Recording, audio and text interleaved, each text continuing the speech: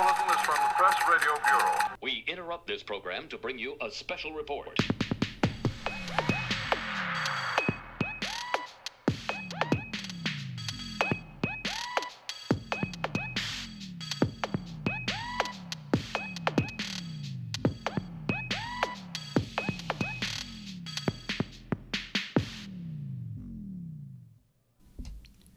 Hello and welcome back to the FrameLab podcast. Hey, George. Hi, Gil. How you doing? I'm doing okay. So, George, we've been talking a bit here in the past couple of weeks. America has a gun disease. Once again, we have a mass killing of young people in a school. Once again, the weapon is a semi-automatic rifle, an AR-15, a machine that's designed to kill as many people as possible in a short period of time. Once again, the Republican Party, which often seems like a wholly owned subsidiary of the gun manufacturers, is sticking to its guns, literally. Once again, they're shooting down any kind of meaningful action on gun control, and it doesn't seem like there's any amount of carnage or slaughter that's enough for them to actually act. And at this point, it almost seems as if mass killings are not a bug of Republican gun policy, but instead its main feature. At the same time, we've seen the young students of Douglas Stoneman High School rise up and become major voices on this issue. They've framed the issue in terms of the right to live life without being massacred by a person with a weapon of war. They've been unyielding in their demand for serious reform now, and they're not following the polls. They're out there trying to change minds. Popular corporations have been abandoning the NRA left and right as the boycott NRA movement spreads like wildfire. And even Donald Trump said it was time for action on guns, although he appears to be too weak or disinterested or distracted to carry out on those words, as we could have all expected. At the same time, in terms of popular opinion, it seems like a major pivot point on guns in America. And a lot of our readers and listeners have been asking for your thoughts on this, George. So why do Republicans love guns so much?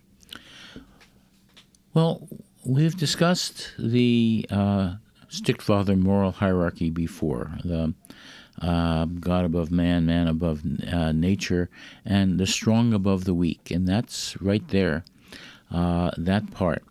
Guns are seen as making you stronger.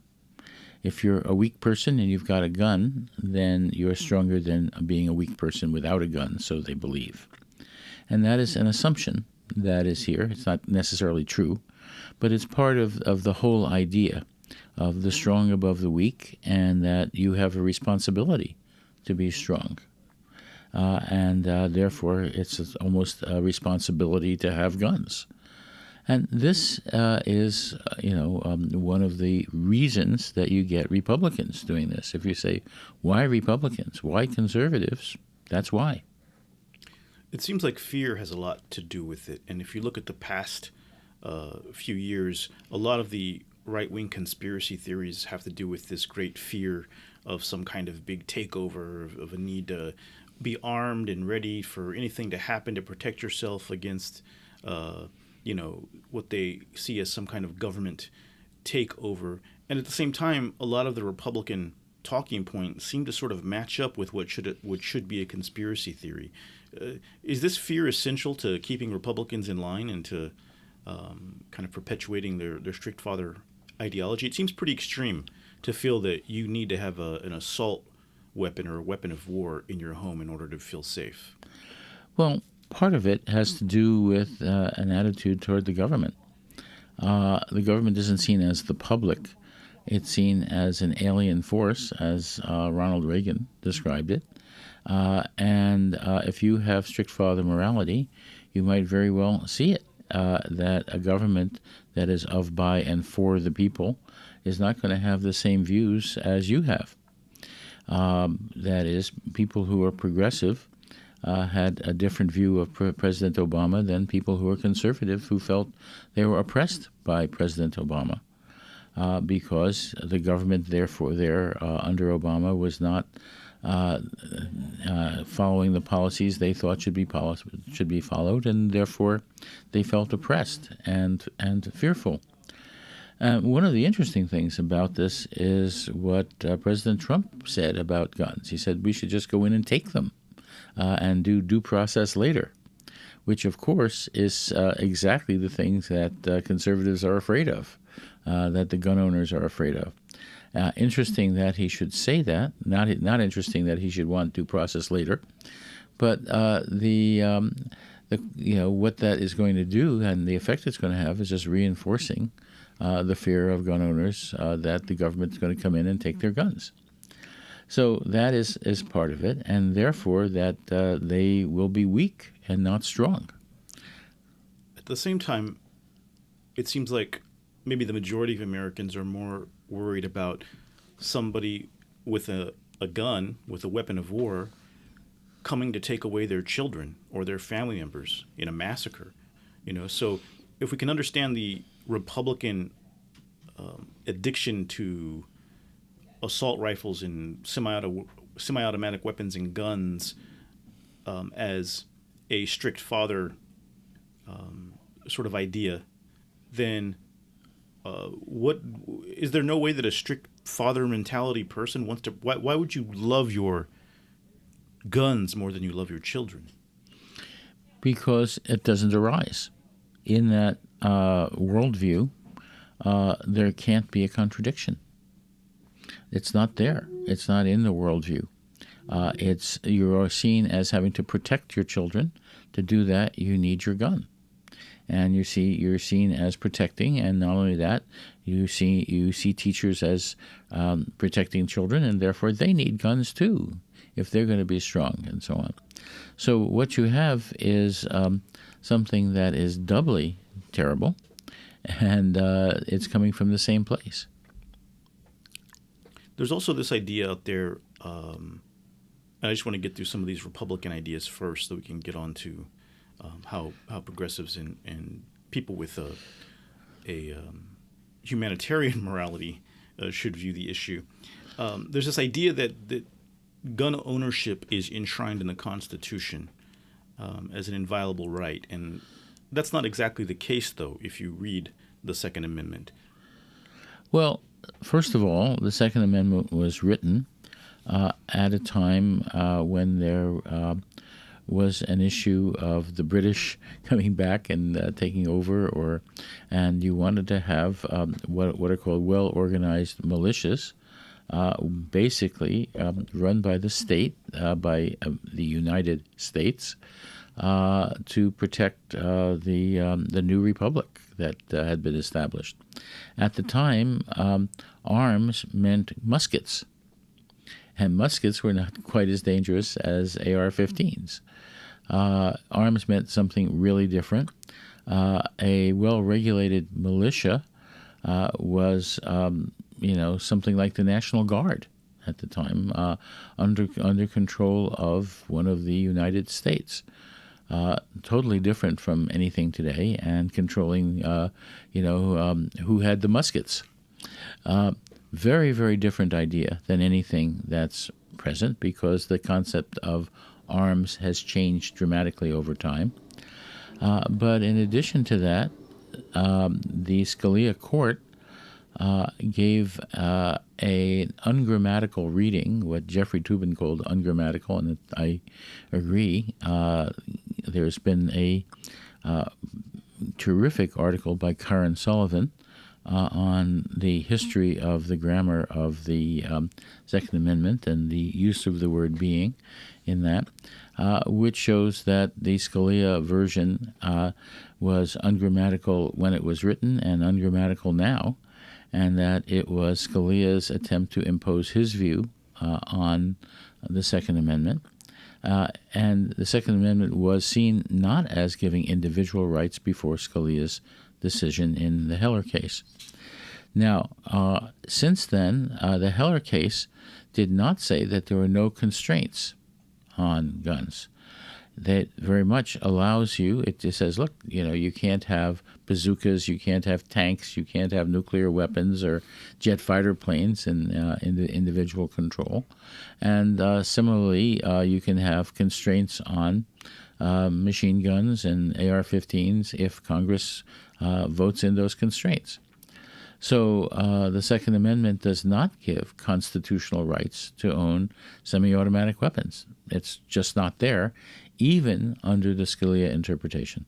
And it doesn't prevent the government from actually putting in protections for most people in terms of regulating what kind of weapon can be owned. I think that's one of the major points that the gun crowd always clings to, is this idea that this is a constitutional right. And what's interesting to me is I've seen some talking points from some groups we would agree with, gun groups, anti-gun violence groups, and they often tell people not to talk about the Second Amendment and not to challenge the gun groups, the NRA's interpretation of that, which I think is very strange, because if you look at how the NRA was finally able to get this ungrammatical decision in the Heller case, it was after decades and decades of fighting to frame gun ownership as this sacred right. And finally, after decades, they were able to get, through all of their political machinations and getting in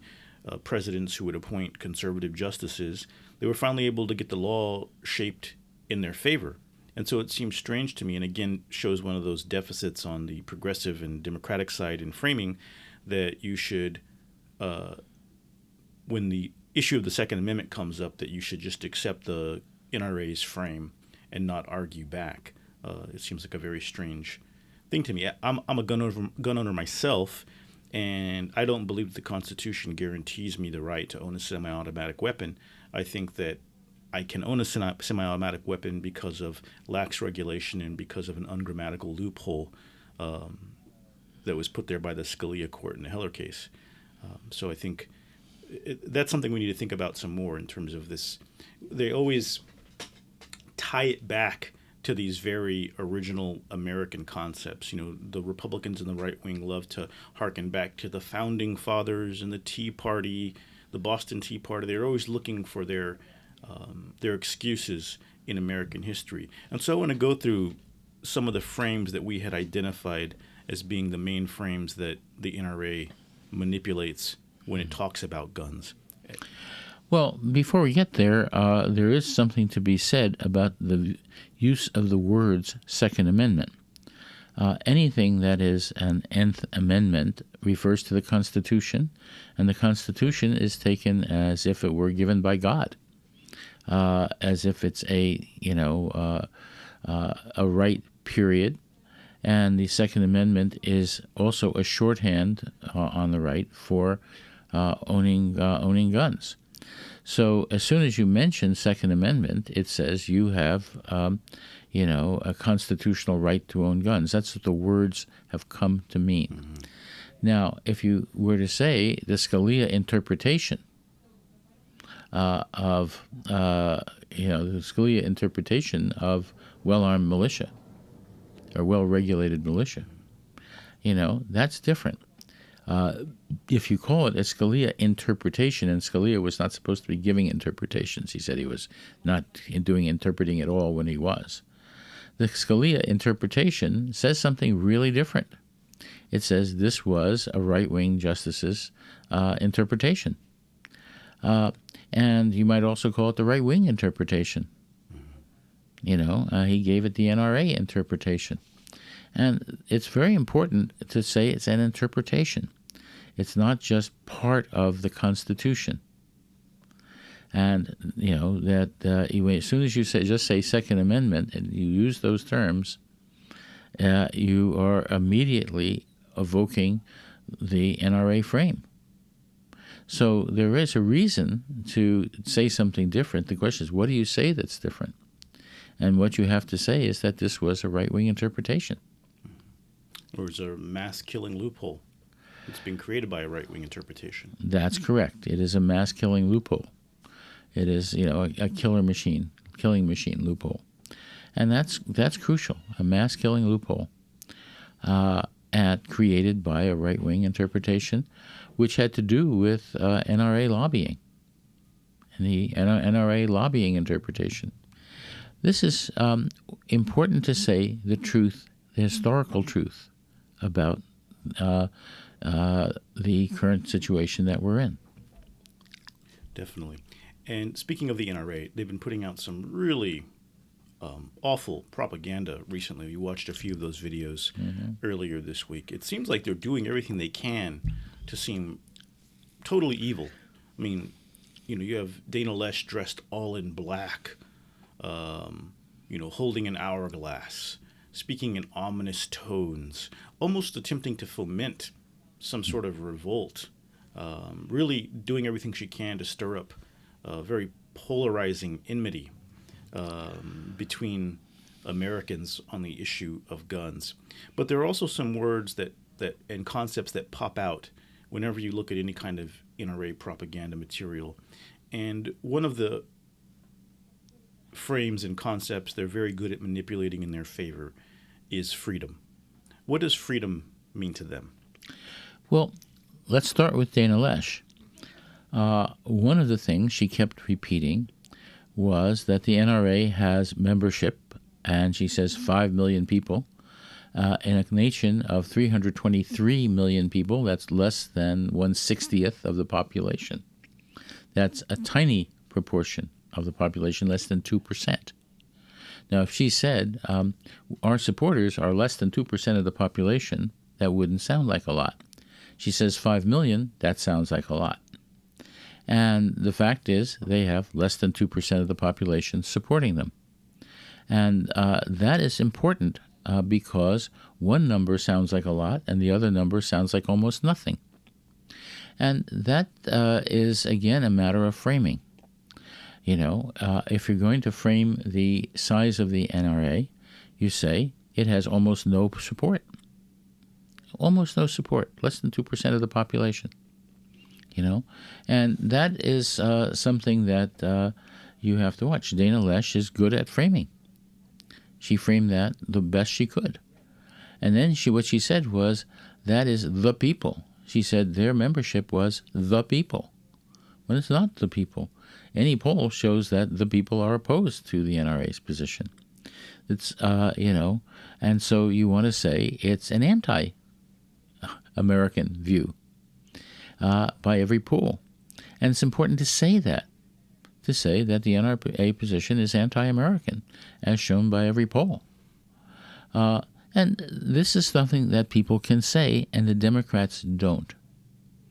They'll use the term Second Amendment again. They'll use the right-wing terms, and they don't come out and say, what the numbers show. It's important to say what the numbers show. In addition to that, as you pointed out, the NRA talks about freedom. Now, there's an essential property of freedom. Freedom in America is for everyone. It's not just freedom for some and not freedom for others. It's there for everyone, and that has a consequence, which is that you are not free to take away the freedom of others. Very crucial, since freedom is for everyone. For example, if you are free to walk down the street, you're not free to go and knock people down and keep them from walking down the street, or from tying them up or putting them in chains or whatever to keep them from walking down the street. You're not free to take away freedom, because freedom is there for everyone, right? But part of freedom means being free to go to school and be safe for children. It's freedom for parents to not fear, freedom from fear, as Roosevelt said, freedom from the fear that your children are going to be murdered in their schools, freedom from fear of gun violence. That is a crucial thing. There is no freedom to create the fear. There is no freedom to make machines and sell machines that will create mass murder. There's no freedom to promote mass murder. And that is really crucial. There's no freedom to make or sell or purchase machines whose only purpose is to kill a lot of people. I mean, it has no other purpose. It's not a hunting purpose. It's not any other reasonable purpose that you can have than to kill a lot of people. Having that purpose is, and that goal, which is carried out, and it's been carried out all too often, and is still a threat, that imposes on the freedom of others. So it is false to say that the NRA supports freedom. There is no such freedom to sponsor the sale and possession of mass murder machines. If you love your children, if you love your life, if you love your ability to walk down the street without being mowed down by a weapon of war, then you have to view the NRA as an anti-freedom organization. Freedom for a very small, tiny percentage of the population that is completely obsessed with gun ownership and unable to live without fear unless they're armed with guns. Even to say freedom for a small number of people is not true of what freedom means in this country. It's not freedom. It is the imposition on the freedom of others, which is not freedom, because freedom has to be freedom for all. And we were talking about this earlier. Nobody dies because they don't own an AR-15. People die because one person does own an AR-15. The very thing that in the strict father conservative moral view gives you power over others is giving you the power to take away the freedom of many, many other people immediately for no reason with the pull of a trigger finger. And so there's an imbalance there when the way that the NRA defiles the concept of freedom is betrayed by what we see in the papers and on the news all too often, when many young people and many people in general lose their lives because of these weapons. So it's anti-freedom, I guess is what you're saying. There's no argument for freedom on the NRA side. Right, exactly. That brings us to the second concept here that they use to frame many of their arguments. This idea of individual rights, the idea that it's your personal job with a gun to protect your own freedom, and that there is no such thing as a social responsibility to protect people at large through the government or through the public from any threats. So this idea of individual rights versus social responsibility. Very important idea to talk about what it means to have a right. Any right that you have implies a responsibility either on your part or on the part of others to guarantee that right. We have inalienable rights of life, liberty, and pursuit of happiness. That means that others in our society have a responsibility to guarantee that right, a responsibility that we can guarantee life, liberty, and the pursuit of happiness, and being shot and killed with an AR-15 violates that right. That is, the very act of creating killing machines that result in mass murder takes away the right of life, liberty, and pursuit of happiness. And that means that the society is not following up on its responsibility to guarantee that right. We have a responsibility, all of us, to do everything we can to guarantee that right. And one of the things we can do is make sure that the killing machines are not possessed, sold, or bought. The third piece of the argument they make is that this is about mentally ill people, right? And we can't punish everybody collectively because a few mentally ill people do something bad. And I know you have some pretty strong and well-developed thoughts on this particular argument. Well, mental illness is something that is described by the psychiatric community.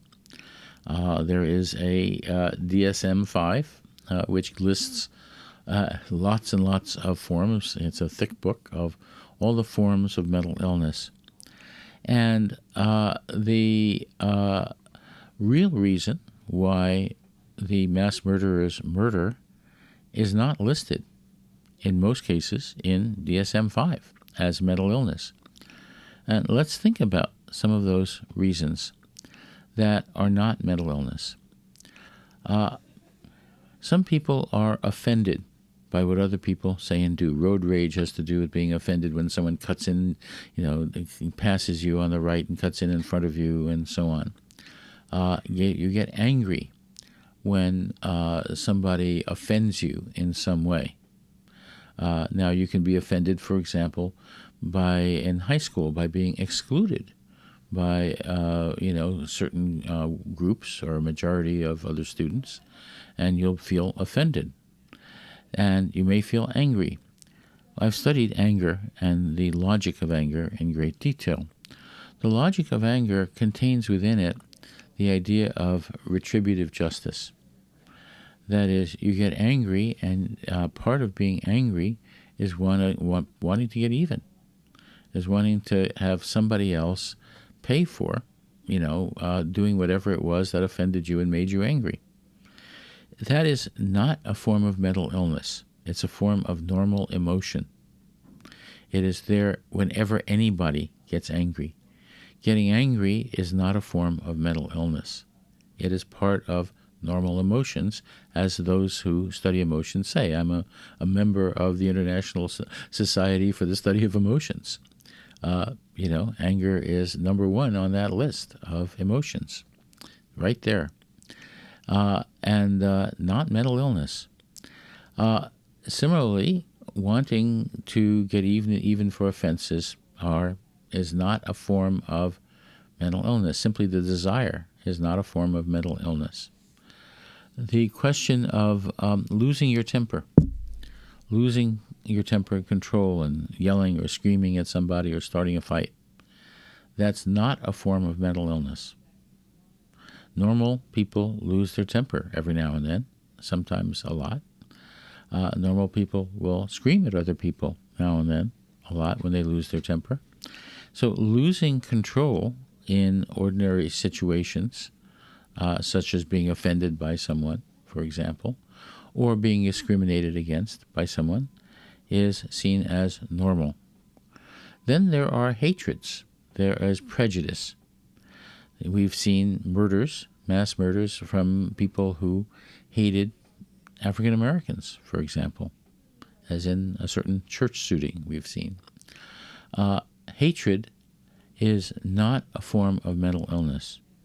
Hatred is despicable, awful, etc., but it is not mental illness. A lot of people hate people of other ethnicities, hate people of other races, hate people of political views, all sorts of things. You can hate lots of things. You can even hate kinds of food. But hatred is not a form of mental illness in normal hatred. But you've seen mass murder when people who hate have access to weapons of mass destruction, weapons of mass murder.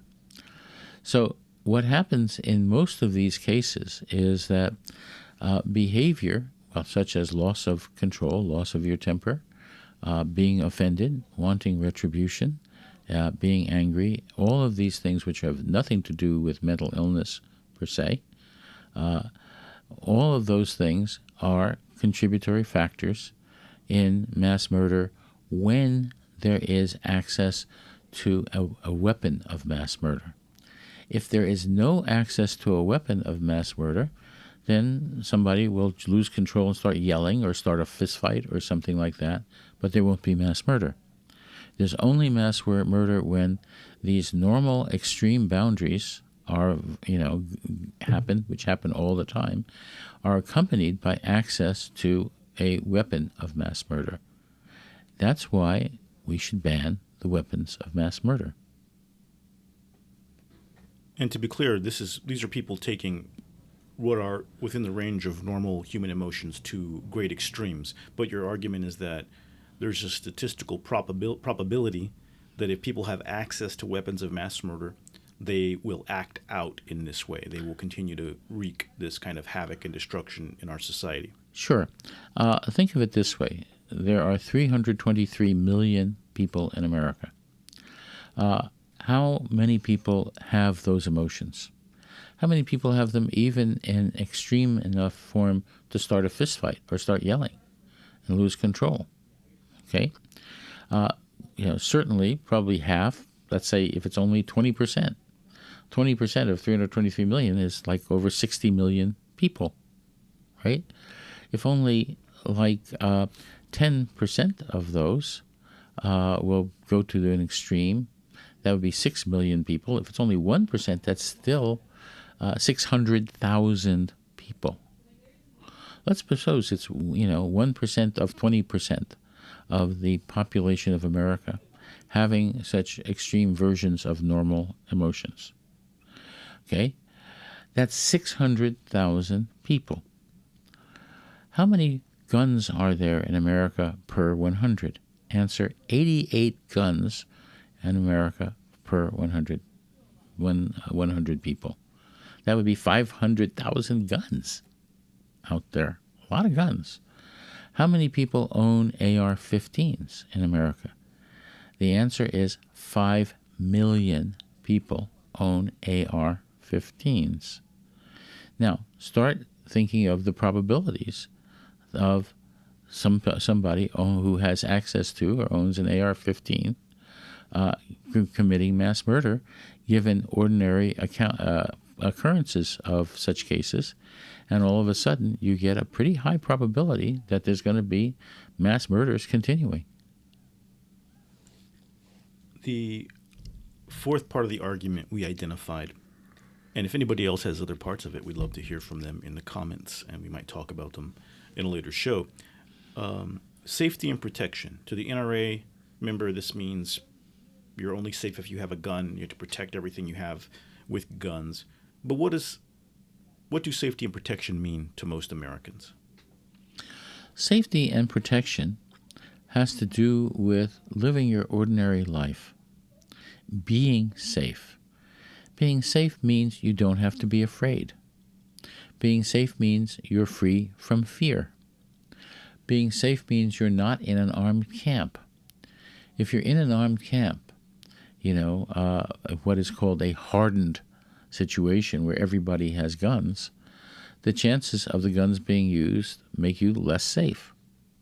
If people don't have access to such weapons, then you are safer. You're not going to be killed by them. So the idea of safety has to do with the lack of these things. It's only if you assume that everybody is or should be armed, then you say you should be armed, too, that you say, oh, you're safer. What do you do about a bad guy with a gun? You need a good guy with a gun. That is utter nonsense, especially when you apply it to teachers and you want teachers to have guns. Teachers, even if they take lessons in shooting, are not going to be as good at shooting weapons as, say, New York policemen who are trained to shoot. New York policemen are known to miss, in ordinary, even target practice, 2/3 of the time.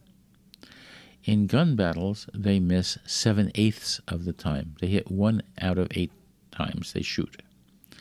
Now, what about those other 7 times, or those other, 2/3? The answer is that New York policemen are sued because they hit civilians those times, and the police spend hundreds of millions of dollars in dealing with such lawsuits, for good reason, because the police miss. Now, if the police miss that often, chances are that teachers who are not as well trained as New York police are going to miss at least as much. When they miss in a gun battle 7 out of 8 times or 2 out of 3 times in normal practice, who are they going to hit if they're in a school? Who's around? Answer: students. They're going to hit their own students. They're going to kill their own students. This is not sane. Not to mention the fact that the police also shoot a lot of people deliberately and wrongfully. And if you also arm teachers, how many young people will be shot and killed when that was never supposed to be within the appropriate range of responses from a teacher, right? You see a lot of wrongful death, especially among young men of color, at the hands of police. And if you also have teachers carrying guns, then you have the same problem. Maybe that's a probability or a situation that obviously conservatives, gun-loving conservatives, are prepared to accept. But in a way, the entire debate about arming teachers is really a diversion from what the focus should be, right? But it's interesting to me because it's not just in terms of guns, where the problem is clearly guns, mass killing weapons, what our policy toward mass killing and massacres should be. How do we protect people from massacres and mass killings by weapons of war, right? The Republicans want to make it about everything else, about mental health, about the Constitution, you name it. But on almost every level, if you look at the Republican and conservative arguments, whenever there's something that's causing a great social harm, that's really harmful to the interests of the majority of people, that it kills people, harms their health, or hurts them, the Republican argument always seems to be in favor of the harm. And it works that way with fossil fuels. Fossil fuels are destroying the planet. The GOP wants more fossil fuels. Economic inequality, destroying our society and our economy. And the Republicans passed a tax bill to rapidly increase extreme economic inequality. Guns are killing our children and our parents and our grandparents on a regular basis in big massacres, not to mention daily murders on the streets of every big city in America. And the GOP says more guns in schools, more guns in churches, more guns everywhere. Why are they always arguing for the most harm? And I would also note that in every single instance here, what is harmful to the majority of people is beneficial to corporations. That's exactly right. In the conservative worldview, and the GOP is largely conservative and run by conservatives, conservative worldview is a strict father worldview. There is a moral hierarchy, and in there you have the rich above the poor, the employers above the employees, which says corporations. It says that corporate leads to laissez-faire capitalism, not responsible capitalism, not capitalism that is responsible to its stakeholders, the people in their community, to their employees, to their customers, etc. But rather, laissez-faire capitalism says that every corporation has a, quote, fiduciary responsibility to make as much money as possible, which can mean polluting the environment, which can mean making products that poison their customers and poison people in communities. That is, very often what will happen is that in order to make more profit, they will harm people. And its harm doesn't matter as much as profit in these cases. That follows from the rich above the poor and employers above employees. It's a consequence of the conservative moral hierarchy, the conservative idea that whoever the winners are, they deserve to win over the losers, and that the losers, as our president says, are losers. Namely, they're people who deserve to lose. And that is part of the conservative worldview. As long as that is part of the conservative worldview, then the issue of profit versus harm will always come out in favor of profit. Another part of the conservative moral worldview is adults over children. And maybe that explains why Republicans don't really care about a bunch of kids getting killed in mass shootings. But something interesting has happened in the aftermath of the shooting in Florida. The students of this high school have been speaking out with very loud, clear moral voices. They've been demanding change. There's a national school walkout plan for March 24th, the March for Our Lives.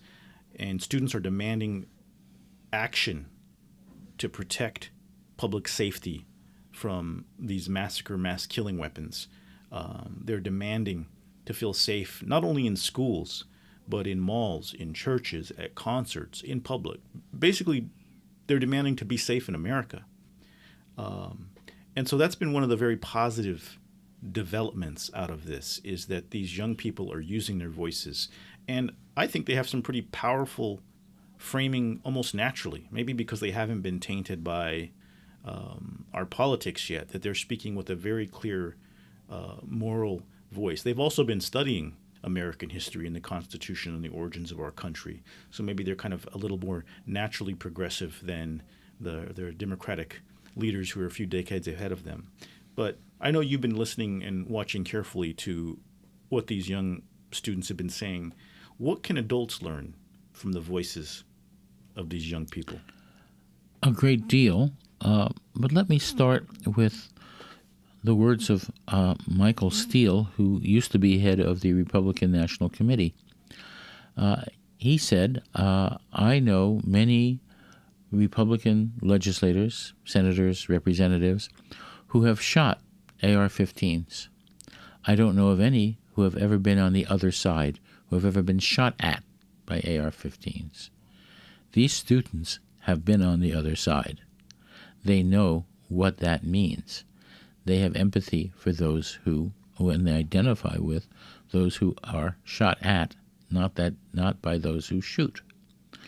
That is a very telling thing about this, about Republican and Republican legislators.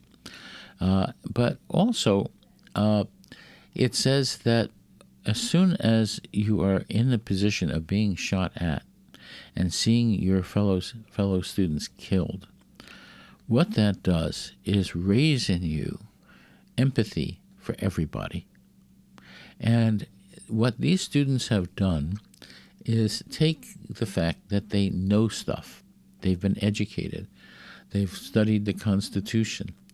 A lot of Republican legislation in various states is against teaching civics. In Texas, the textbooks have to take out certain truths of American history and drop them out because of Republican legislators. Texas sells more textbooks than anybody else, and a lot of the textbook publishers have had to change their textbooks in order to sell them in Texas. The idea of Republicans not putting the truth in their books, in their textbooks, is important. These students have studied the Constitution, they've studied civics, they've studied law, and when you listen to them, you find out that they've learned something. We know that people who are 18 can serve in the Army. What we're now learning is that people who are 18, who've done their homework in high school, are able to say what needs to be done legally in America. They're able to function as citizens. And that is important. These are your ideal citizens. They're speaking out as ideal citizens. They're not afraid. They've been on the other side of the AR-15s. They're not afraid to speak out against it, and they are leading the rest of us. That is, for many people, the so-called Second Amendment has been seen as the third rail of politics, even by Democrats. There have been people in the Democratic Party who've said, don't mention anything about the Second Amendment. Don't, bring up guns, etc. These high school students are teaching us what we should have learned long ago. Do you think there's a way to reach some Republicans on the gun issue? We have seen some people in the aftermath of the shooting in Parkland, AR-15 owners, military veterans, some of them, sawing their guns in half, really taking a big public stand against these weapons. Do you think that's something that can continue to grow, or do you think there's a natural impediment to many conservatives seeing the value of treasuring the lives of and the freedom of every American to live their life without fear of gun massacre over this attachment to weapons of war? I think there's a very real possibility that video made by the owner of an AR-15. He set up his own video camera, and he held up his AR-15, turned around, went to a metal saw behind him, and sawed the AR-15 in half, came back and showed you the two parts and said, I'm never going to use this, and no one else should. Now, he's a Republican. He owned the AR-15. He said no. Why? One of the things that we've noticed is that a lot of people in conservative communities have what we call in-group care nurturance or in-group care. That is, they care about the people in their churches, they care about the people in their neighborhoods, they care about the people in their conservative communities, not at the level that Democrats have, where there's policies and the government and programs, but rather at the level of what happens to individuals. Here's a guy who had an AR-15 who is thinking about the students in his community, who is thinking about the people he knows, his children, his grandchildren, the grandchildren and children of his neighbors. He's thinking about them as people in his community, and he saws in half his AR-15. I think that there is a major possibility if we approach conservative communities from the point of view of the people in their churches, the children of the people in their churches, the people they know who are their neighbors, the children they see down the block. That is, they are, if they think of them not as, people away from them, as not in their tribe, in the sense of tribalism. I don't know if that's the appropriate term, but not as people that are foreign to them, but as people that they know. There's a real possibility of getting Republican support. In the meantime, there are some things people can do to hold Republicans accountable and defeat the NRA. Scott Gerber, who's the former communications director for Senator Dianne Feinstein and a friend of mine, wrote an op-ed in the San Francisco Chronicle recently where he laid out 6 points of action people can take to defeat the NRA. I'm going to read them briefly here and get your thoughts after each one if you have something to add. Step number 1 to beat the NRA: call or write your congressional representatives and tell them that enough is enough. Support the ban on bump stocks, approve a permanent assault weapons ban, and make sure that every purchase of guns goes through a background check every time. Tell them to take the handcuffs off the ATF and the CDC, because those agencies should be allowed to do research on effective ways to stop gun violence. Number 2, support the boycott NRA movement. Pressure big corporations to stop being in bed with the NRA. And already we've seen some companies like United, Best Western, and Dick's Sporting Goods act. Support advocates for common sense gun safety measures like Every Town for Gun Safety and the Brady campaign, because these organizations are on the front lines and they are hugely outspent by the NRA every year. Don't support candidates financially or otherwise unless they support ending gun violence.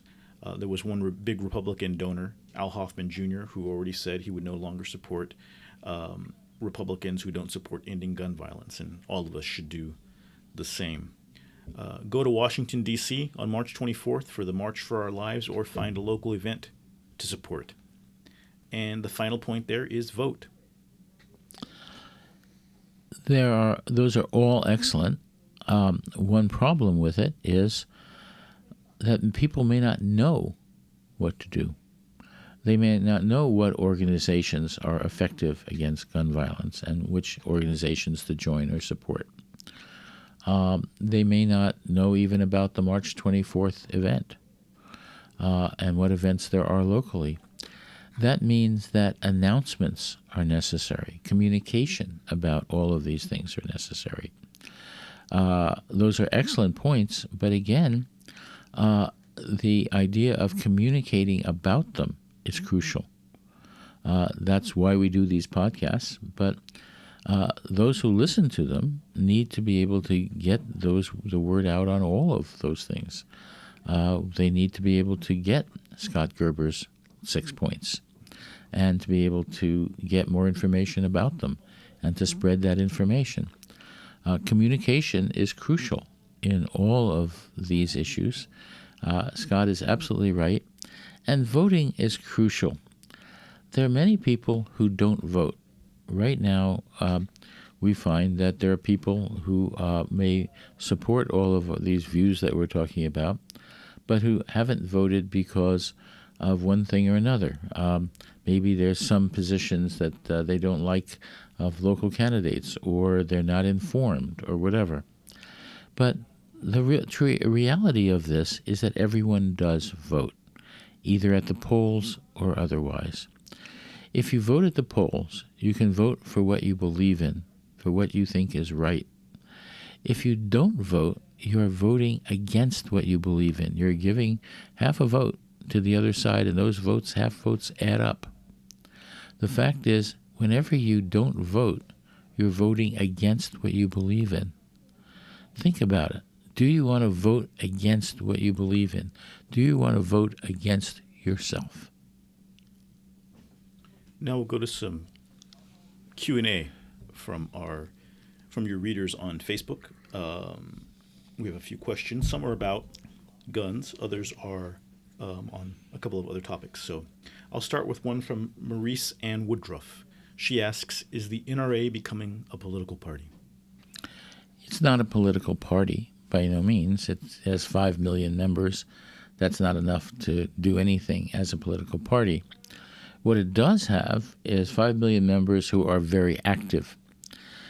Most of the money spent by the NRA is not for candidates.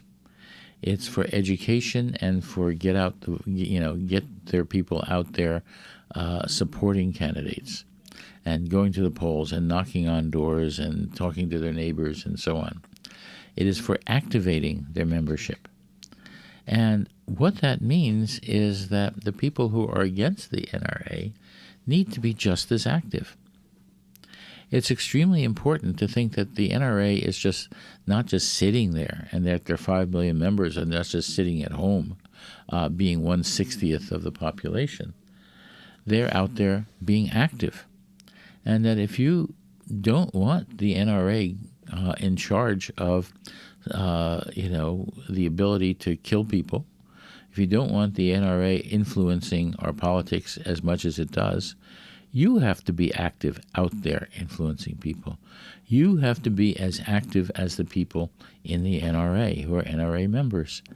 And that's important. That's what citizenship is about. Citizenship is not just going out to an election now and then. Citizenship is not just maybe reading the papers or watching the news and maybe talking about it, when you have coffee with your friends or something. Citizenship is active. Citizenship says, take what is right, what you understand as being right, not wrong in this society, notice it, and then act on it. Don't just notice it and sit there.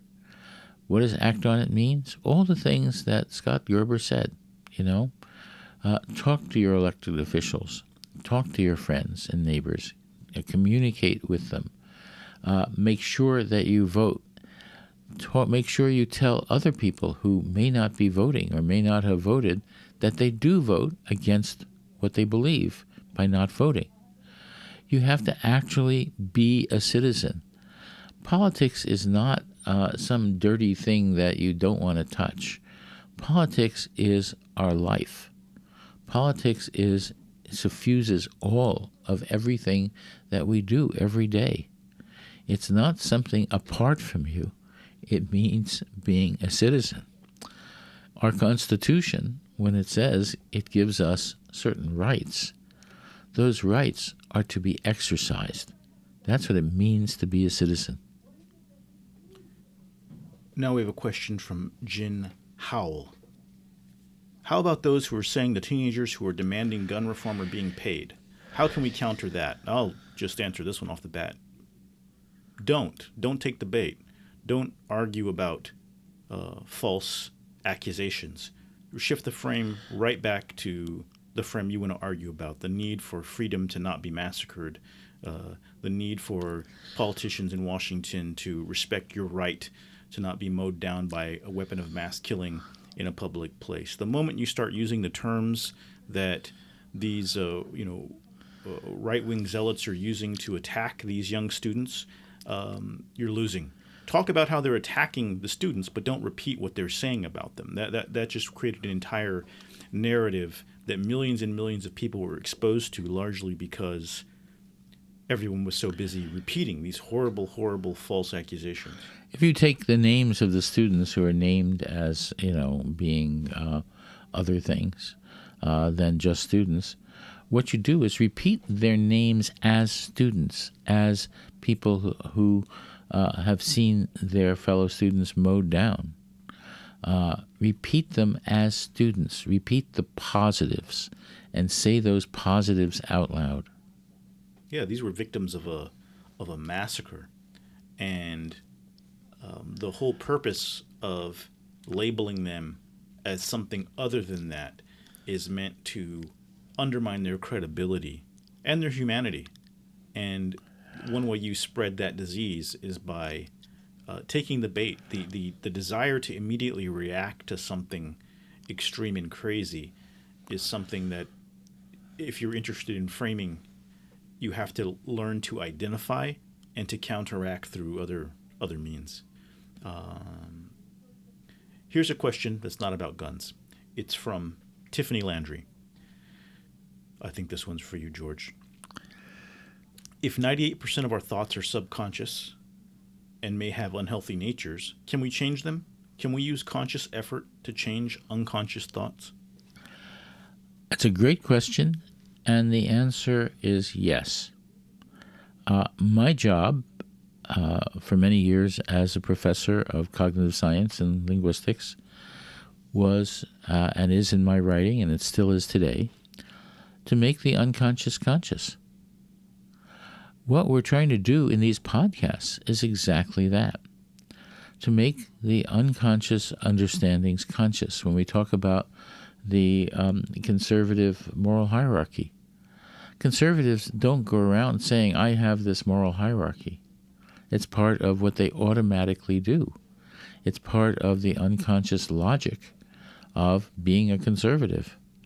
And it's not when, when we talk about, let's say, Donald Trump as having strategies in his tweets. It doesn't mean that he says, I have this strategy and I'm going to use it. It means that in over 50 years as a salesman, he has found out what sells. That even unconsciously, he knows what to do. He knows how to strategize unconsciously. Our job is to make the unconscious conscious. That's why we do what we do. And once you see the unconscious becoming conscious, you have a job. You have a job to make it conscious for others. Because citizenship has to do with spreading what is needed to be a good citizen. What is needed is understanding, number one. Our job is to promote understanding, and if you come to understand something you didn't understand before, you automatically get a new job for a citizen, to spread that understanding. The next question is from Willie Fleetwood. I think Willie's asked a question before. I have a question, but maybe this isn't the right place, but here it goes. Has anyone ever refuted your characterization of the conservative worldview, specifically the hierarchy? Do conservatives accept this characterization? The worldview seems so simple and primitive. Why is this? Well, first, if you ask about consciousness, they're going to say, of course not. The question is, does it work that way? The question is, does it explain what's going on? The explanatory power is enormous. I've been writing things recently about how Republican legislation can be explained by the conservative moral hierarchy. How every piece of Republican legislation ever proposed, every conservative piece of Republican legislation, has fit some part of that moral hierarchy. That is an amazing generalization. That is an amazing confirmation of all that we're saying. What I'm doing is going through the unconscious logic that we see around us all the time. Every time we hear about Republican legislation and we understand that that is the kind of thing Republicans would do, you have to explain why Republicans would do it. This is the best explanation we have at present. I, on social media, have seen a lot of Republicans or conservatives react to the moral hierarchy, but denial has never been one of the reactions I've seen. They attack it for other reasons, or they say, well, the liberals believe the exact opposite. But I have yet to see anyone, including the great Scott Adams, who the conservatives revere as a master persuader of some kind, refute the conservative moral hierarchy. I don't think they can refute it. I just don't think they're used to seeing it that way. As you said, you make their unconscious conscious. But when they look at it, they have a hard time disagreeing with it, is my sense. I think there are some people with conservative leanings who take exception to things like racism and sexism and discrimination.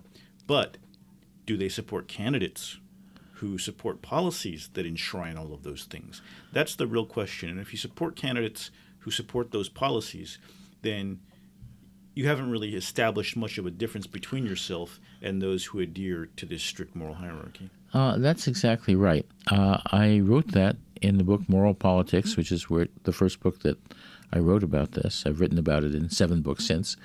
But when I first wrote about it, I pointed out that there are many conservatives who stop short of the last part. They stop short of the prejudice. There are many conservatives who are not sexists, who are not racists, and so on. And that, who are not, homophobes. They stop short of that, and that's important to know. However, as Gil just said, they support candidates who have all those views. They support a party where all those views are enshrined in legislation. And that's important to recognize. That is, they may stop short themselves of being sexist, racist, and homophobes, but they support a party that doesn't stop short there. They support legislation that doesn't stop short there. They support candidates that don't stop short there. And that is a pretty reprehensible thing to do. Even though they personally will, not go that far. Our final question from Jen Wei. When Trump says no collusion or no chaos over and over again, is that helpful for him, or is he strengthening those frames? He's strengthening the frames. Go, Donald. Yeah, I think chaotic collusion is sort of a great way to sum up what we're seeing so far out of this president. Well, it's not chaotic collusion at all, I think. I think there's more actual collusion, but that's another story. I leave that to the special counsel to point out. Yeah, I think the collusion might be separate from the chaos, but the chaos and the collusion sort of go hand in hand at a certain point. The chaos hides the collusion, and that's how they go hand in hand. The chaos is part of diversion. So if you look at the Trump tweet strategy, which is preemptive framing, that is trying to frame things as fake news or whatever, frame things, against the truth. You then also get diversion, that is, when the truth is starting to come out and it's getting too close, you change the topic, and chaos is a good way of changing the topic. Blaming other people. Blaming people who you fire or get rid of, or blaming someone else is another way to avoid things that are getting close, because that then goes into the news cycle. And saying outrageous things, saying crazy things even, to see if you can get away with it. It's very interesting to hear about the tariff issues, where he said he was going to have tariffs on steel and aluminum, a reporter asked, "What are the numbers?" And he just came out, 25% on steel, 10% on aluminum. And then the reporters have then asked, where did those numbers come from? Was there any committee that put them out there? Was there even a speech that was written? Was there any procedure that came up with those numbers, etc.? And so far, there is no way to say where the numbers came from. It's part of chaos. He said, okay, those numbers, and then he's president, so those are the numbers out there. And then people start calculating the effects on our economy, which are pretty awful. Yeah, and they're talking about tariffs instead of Stormy Daniels. So there's a benefit there as well, though I'm not sure how long he can keep this up. At a certain point, don't you run out of chaos? No. I think that he has an unlimited capacity for chaos. Well, I guess we're going to find out. That's all for this week. See you next time.